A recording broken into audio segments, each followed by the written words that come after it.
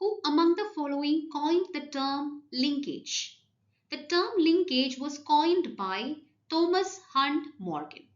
Thomas Hunt Morgan coined the term linkage in the early 20th century, and Morgan discovered that the genes located close to each other on the same chromosome tend to be inherited together. And this phenomenon is known as genetic linkage. And this was a major contribution to the understanding of how genes are inherited, and it helped lead to the development of chromosome theory of inheritance. So the answer is option B, T.H. Morgan. Coming to option A, that is Walter Sutton, and C, that is Theodore Boveri, both of them is credited with the formulation of chromosomal theory of inheritance.